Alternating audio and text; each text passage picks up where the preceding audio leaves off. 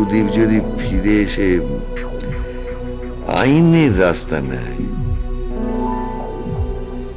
তাহলে তো ইন্দুর দ্বিতীয় বিয়েটা নাকচ হয়ে যাবে আইনের চোখে। এগুলো কি গর্ব করে বলার মতো কথা নাকি? যে তার ছেলের বউ বিয়ে করা স্বামীকে ফেলে একজন পরপুরুষের সঙ্গে দেখা করতে যাচ্ছে। সুদীপ তো আমাদের কাছে এখন পরপুরুষই, তাই না? কিন্তু তুমি কি করছো অপূর্ব? কেন এরকম চুপচাপ আছো? তুমি না পুরুষ মানুষ, ইন্দু না তোমার বিয়ে করা বউ, তাহলে কেন এসব এলাও করছো তুমি? কে ফিরে এসেছে? সুদীপ দা, ইন্দুদের প্রথম হাজবেন্ড।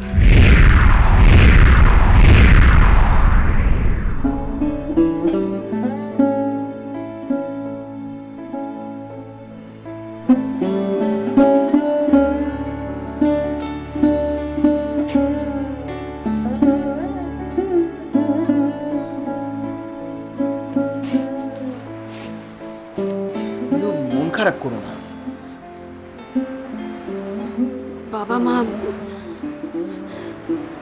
বাবা মা খুব শকড হয়েছে অপূর্ব। স্বাভাবিক। দেখো, এই ঘটনার দুটো দিক আছে। একদিক হচ্ছে যে সুদীপ বাবু ফিরে এসছেন, এটা খুব আনন্দের কথা। মানে এটাও তো ঠিক যে ব্যাপারটা এত সাডেন যে শক হওয়াটা খুব স্বাভাবিক। তবে দেখো, সময় লাগবে, ঠিক হয়ে যাবে। একটু সময় দাও ওদেরকে। যদি ওরা সামলাতে না পারে,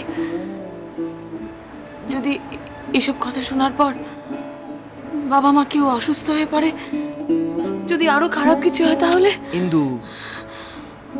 অপূর্ব,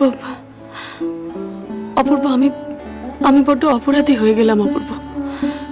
আমি নিজেকে কিছুতেই ক্ষমা করতে পারছি না। বাবার জন্য আমার খুব চিন্তা হচ্ছে। আমি কি বলে ওদের সান্ত্বনা দেবো বলো তো? বুঝতে পারছি না যে তুমি কেন অপরাধী ভাবছো নিজেকে। সুদীপবাবু ফিরে এসছেন, এতে তোমার দায়টা কোথায়? হ্যাঁ, একটা ব্যাপারে তুমি বলতে পারো যে খবরটা তুমি আগে আগে তোমার মা বাবাকে জানাওনি, জানানো হয়তো উচিত ছিল। কিন্তু তুমি দেখো, সে যদি আগেও তুমি জানাতে, তাতে তো একই রিয়াকশন হতো, তাই না? কেউ না, বাবা আমার কষ্টটাকে আরো বাড়িয়ে তুলছে। আমি সব বুঝতে পারছি, কিন্তু তাদের আটকানোর কোনো উপায় আমার নেই। সেটা আমি বুঝতে পারছি। তো আর রীতা পিসিমা তো এই ব্যাপারটা নিয়ে বেশ ঘোঁট পাকাতে শুরু করে দিয়েছেন। উনি আমাকে অনেক কথা বলেছেন। তোমাকে কি বলেছে তোমাকে পিসিমা? বাদ দাও, কথা শুনে তোমার কাজ নেই। আর আমি বদমেলেকে চিনি, উনি কিরকম। সো আমি ওনাকে একদমই কোনো গুরুত্ব দিইনি। পিসিমা তো আছেনই, তার উপরে ওই বিশাখা বোধহয় সুদীপকে নিয়ে কিছু একটা প্রবলেম তৈরি করার চেষ্টা করছে। বিশাখা কি প্রবলেম ক্রিয়েট করতে চাইছে জানি না, বুঝতে পারছি না। তবে কিছু একটা প্রবলেম করছে জানো। ওর বাবা রথীন দত্ত নাকি এ বাড়িতে এসেছে শুনলাম। একটা কথা আমাকে বলো, বিশাখার বাড়ির লোকজনদের সঙ্গে তো তোমাদের পরিবারের খুব একটা যোগাযোগ নেই। হঠাৎ রথীনবাবু আগজাচি এলেন। হ্যাঁ, ডোনা বৌদি চলে যাওয়ার পরে ওদের বাড়ির সঙ্গে আমরা কেউই খুব একটা যোগাযোগ রাখিনি। বিশাখা এই বাড়িতে থাকতো, বাবা চাইতেন তাই। কিন্তু রথীনবাবু মানুষের একদম সুবিধের নয় জানো তো। উনি এই বাড়িতে এসেছেন, আমার কিছু গন্ডগোল করবে না তো? আমার ভয় করছে অপূর্ব। দেখো, অকারণ ভয় পেয়ে তো লাভ নেই, যা হবার তা হবে। আর যাই হোক না কেন, আমি আছি তো। Don't worry.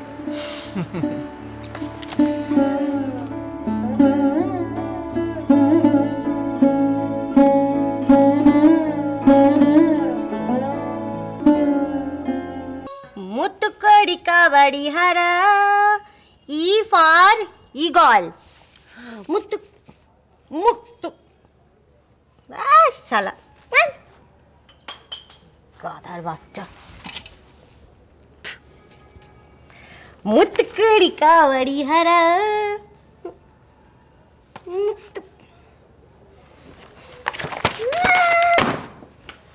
গান শিখবো নাকি ইংলিশ শিখবো? অমল কি সত্যি সত্যি রথিন খচ্চরের ভয় এ বাড়িতে আসা ছেড়ে দিল, নাকি রামলিঙ্গমের কাছে গান শেখা ছাড়বো না বলে অভিমান করে আসছে না? ফোন করলেও শালা ধরছে না। উফ, কি যে করি। এভাবে সেদিন ওকে চুকলি দেওয়াটা উচিত হয়নি আমার। রতিনটা শালা কিছুতেই আমাকে শান্তিতে থাকতে দেবে না রে। মাকড়া বুঝলোই না যে রামলিঙ্গম দূর চাই, আমি ওকেই সত্যি ভালোবাসি।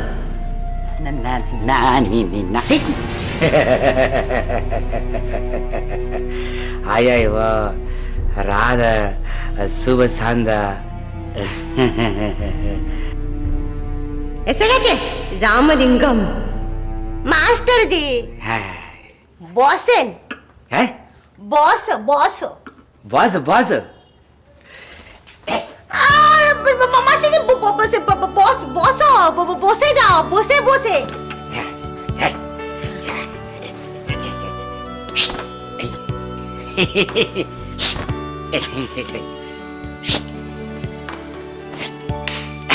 Bengali process.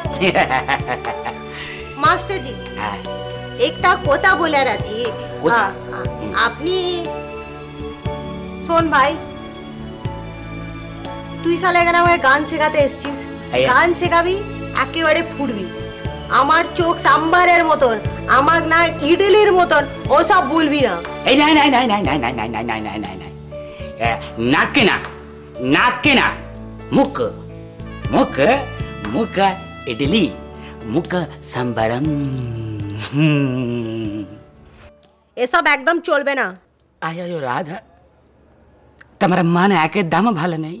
না নেই, আমার মনের খোঁজ নেওয়ার তোমার দরকার নেই। কি গাইতে এসছো গাও। আয় কবি কি বলেছেন, কবি বলেছেন মন যখন বেসুর দুঃখে কান্দে यसुर ভেকু ভেকু। মানে যখন বেসুর তখন সে বেসুর বুকে মানে সুরের দোলা ঢেউ কি করে লাগবে বলো? ঢেউ আর ঢেউ খেলাচ্ছে। আচ্ছা আরে সব গানের ধান্দা, গান শেখা। ওয়ান কোশ্চেন তোমার ভ্যাকুয়াম ক্লিনার ওয়াক ওয়া মাস্টার চশমা বোতলে হরলিক্স শিশু আসবে না? কেন রে, তার খোঁজ নিয়ে তোমার কি দরকার? সে আর আসবে না। সম্ভরম সম্ভরম টোটালি একম সম্পূর্ণ ছকম। না ইয়া সম্পূর্ণ মানে নিবাসম শিক্ষায় নাম আজকে মানে মনে করিয়া সম্পূর্ণ শিক্ষা মানে নিবাস করতে হবে। রে আমার সাধনার দরকার নেই, আমার একটু গান ফান শেখার ইচ্ছে নেই। দাদুর চাপে পড়ে জোর করে আমায় গান শিখতে হচ্ছে। দাদুই গান শেখা। ওকে তোমার মন যখন আজ ভালো নেই তাহলে গান বাদ, গান বাদ। টোটালি ডান্স আজকে সম্পূর্ণ নাচে হবে ওম নটরাজম। ওকে তুমি এখন এখানে দেই দেই করে নাচবে? তোকে নাচ শেখাতে বলা হয়েছে? হ্যাঁ নাচবে এখানে? দেব না এমন সাম্বার খাইয়ে। সম্বরম সম্বরম বলে লে সম্বরম। তুই গান শেখাবি? শেখাবি? গান গা। গানে গা, গানে গা, গানে গা। ক্রোধ ক্রোধ ক্রোধ ইজ ভেরি ব্যাড। ক্রোধ সম্বরম, ক্রোধ সমবরমা, ক্রোধ সম্বরম। ক্রোধ হচ্ছে মানে কি বলে সব কিছুকে গন্ডগোল পাকি দেয়। ক্রোধ সব কিছুকে গন্ডগোল পাকি দেয়। নিত্য হলো ছন্দ তালের যুগল বান্দা। না ভুলি হলো নিত্য হলো ছন্দি তালের যুগল বান্দি। এইটা ভুলালা। নিত্য হলো ছন্দ তালের কিছু একটা কি হয় সেটা হচ্ছে যে এই নৃত্য করলে যত মানে মনের ভিতরে ইলু পুট্টুলু নাম पे कंटिन्यू बड़ा मास्टर जी गान सिखाओ ना कि ক্রোধ সংবরণ করে দেবে। কি হয় এটা করলে কি হবে মনের মধ্যে যত এই ওটা কি blue sky white white like মেঘ, यस মেঘ, মেঘ সব কেটে যায় ডান্স করলে। এরকম উঠে ঝপড়ির মতো বসে ও কিছু হয় না। Just a minute. শালা আমার ঝুপড়ি বললো রে। টেপ নিয়ে হালকা টেপ টিপি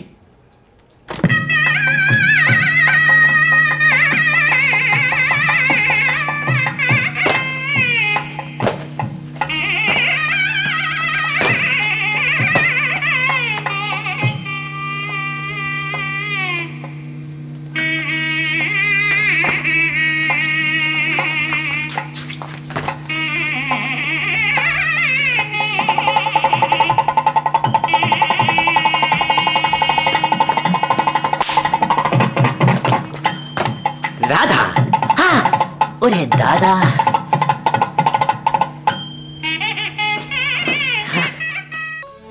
এসব কি ঘটছে বলো তো বৌমা? ইন্দু কি আবার সেই ঝড়ের মধ্যে পড়বে? ও কি জীবনে আর শান্তি পাবে না? নইলে বারবার একই ঘটনা ওর জীবনে ঘটছে কেন? এত উতলা হবেন না মা। উতলা না হয়ে কি করব বৌমা, তুমি বলো। সুদীপ মারা গেল, তিনটে বছর মেয়ে আমার বিধবা হয়ে কাটালো। সেই সুদীপই আবার একদিন ফিরে এলো। আমার মাথায় কিছু ঢুকছে না বৌমা। মা, মা যা ঘটার তাই কিন্তু ঘটবে। আপনি আমি কিচ্ছু বদলাতে পারবো না। শুধু এটুকু বলতে পারি, ঠাকুরজির ভালো হোক, আমি এটা সবসময় চাইব। কি করে হবে? কেমন করে হবে? ইন্দু অপূর্ব স্ত্রী, তা সত্ত্বেও ইন্দু সুদীপের সঙ্গে মেলামেশা করছে, দেখা করছে।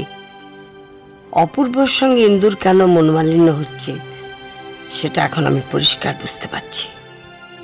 তবে তোমাকেও তার জন্য দায়ী করব। আমাকে কেন দায়ী করবেন মা? আমি তো... তুমি সবকিছুই জানতে, জেনে শুনে আমাকে গোপন করেছো। মা, কদিন আগেও আমি কিচ্ছু জানতাম না। ঠাকুরজি বাড়ি থেকে বেরিয়ে কোথায় যাচ্ছে, কেন যাচ্ছে, ও আমায় কিচ্ছু বলেনি। এমনকি ওর বেরোনো নিয়ে অপূর্বর সঙ্গে মনোমালিন্য হয়েছে, আমাকে তখনও কিছু খোলসা করে বলেনি মা। আমি জানি ইন্দুরই দোষ, কিন্তু সে যখন তোমাকে সব কথা খুলে বলেছিল সেটা আমাদের জানাওনি কেন? জানাইনি, জানিয়ে কি হতো মা? তাতে কি আপনার দুঃখ কমে যেত? বাবা, আপনি এ ব্যাপারে যদি কিছু শুনতেন তাতে আরো আঘাত পেতেন। ওই জন্য আমি কিছু জানাইনি। কিন্তু বিশ্বাস করুন, আমি ঠাকুরজিকে খুব বোঝানোর চেষ্টা করেছি। সুদীপ নার্সিংহোম থেকে ফিরে এসে কি সিদ্ধান্ত নেবে সেটা ভেবে তোমার শ্বশুর খুবই দুশ্চিন্তায় আছেন। ইন্দু আবার বিপদের মুখোমুখি হোক, এটা উনি কখনোই চাইবেন না, আমরা কেউ চাইব না। জানি না, তবে ঠাকুরজির সঙ্গে সঙ্গে অপূর্ব যে একটা বিশ্রী পরিস্থিতিতে জড়িয়ে পড়ল, সুদীপের ব্যাপারে সবই জেনেছে, ওর সঙ্গে দেখা করেও এসছে। তবু মা, এসব ভেবেই তো আমার কেমন অস্থির অস্থির লাগছে বৌমা। আমি অপূর্বকে কি জবাব দেব? ওর মাকে কি করে মুখ দেখাবো? মানুষ ভাবে এক, হয় আরেক। ভেবেছিলাম অপূর্বকে বিয়ে করে ও সুখে শান্তিতে থাকবে, কিন্তু হলো না বৌমা, হলো না। অভিশাপ, এ বাড়ির ওপর নিশ্চয়ই কারো অভিশাপ পড়েছে। রাধা মাধব আর কত পরীক্ষা নেবেন? অস্থির হয়ে পড়বেন না মা, আমরা সত্যি কোনোদিন কারোর কোনো ক্ষতি করিনি। দেখবেন সব ঠিক হয়ে যাবে। কি আর সব ঠিক হবে বৌমা? তবে তুমি আমার ঘরের লক্ষ্মী, তোমার কথাই যেন সত্যি হয়। আমি একটু আসছি মা। হ্যাঁ শোনো বৌমা, শুনলাম ডোনার বাবা নাকি এসেছিল? হ্যাঁ মা। কেন এসেছিল সে বাড়িতে? আর আমাদের সঙ্গে দেখা না করে কেনই বা এখান থেকে সে চলে গেল? সেটা তো বুঝতে পারছি না মা। উনি নাকি বিশাখাকে অনেকদিন দেখেননি। তারপর রাধার ঘরে ঢুকে রাধাকে কি না কি বলেছেন ভগবানই জানে। তারপর থেকে রাধা খাচ্ছে না, ঘুমোচ্ছে না, একেবারে আরো উত্তেজিত হয়ে পড়েছে। সে কি? রাধার সঙ্গে রতিন দত্তের কি কথা হতে পারে? তুমি ওকে ওর ঘরে যেতে দিলে কেন বৌমা? মা, আমি কিছু বলার আগেই তো রাধার শরীর কেমন আছে, সব ভালো আছে তো, এইসব বলে উনি একেবারে ভেতরে চলে গেলেন। কাজটা কিন্তু মোটেই ভালো হয়নি, তুমি আমাদের জানালে পারতে। দেখো বৌমা, এই রতিন দত্তই কিন্তু এই সংসারে শান্তি নষ্ট করেছে। তারই প্ররোচনায় ডোনা এ বাড়িতে ভাঙন ধরিয়েছে। আর বিশাখা,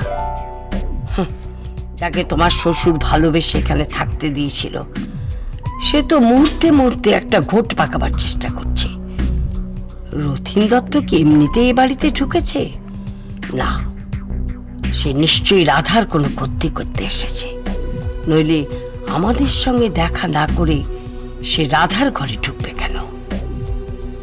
হ্যাঁ মা, এখন আমারও সেটাই মনে হচ্ছে। উনি নিশ্চয়ই কোনো বদ মতলব নিয়ে এসেছিলেন, নইলে। দেখো, এরপরে যদি কোনোদিন এখানে আসে, ওই ঘরে তুমি ঢুকতে দেবে না। বসার ঘরে বসিয়ে রেখে আমাদের খবর দেবে। হ্যাঁ মা, এখন এবার থেকে সেটাই করতে হবে।